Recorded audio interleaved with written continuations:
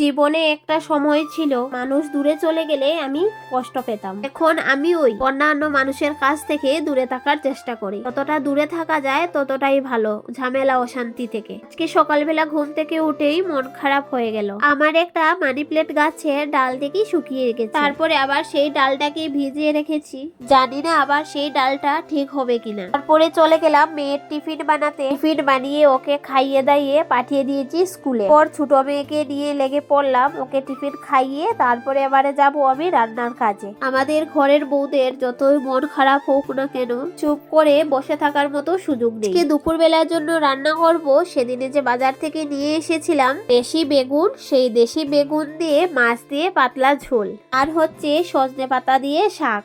হয়তো খুব সাধারণ রান্না, সাধারণ খাবার দাবার, তবুও অনেক শান্তি থাকে।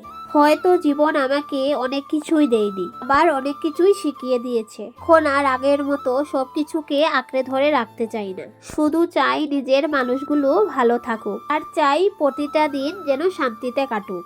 আগে যে যা বলতো সবকিছুই মাথা পেতে নিতাম আর চুপচাপ শুনেই যেতাম। আগে আমার কাছ থেকে কোনো প্রতিবাদ ছিল না, কিন্তু এখন সময়ের সঙ্গে সঙ্গে অনেক কিছু শিখেছি। এখন অন্যায় মনে হলে আর আগের মতো চুপ করে থাকি না, নিজের কথা বলার চেষ্টা করি। হয়তো সেই কারণে আজ আমি অনেকের চোখে ভালো না, তবে একটা জিনিস বুঝতে পেরেছি যে অন্যজনকে খুশি রাখতে গিয়ে নিজের শান্তিটা হারিয়ে ফেলার কোনো মানে হয় না।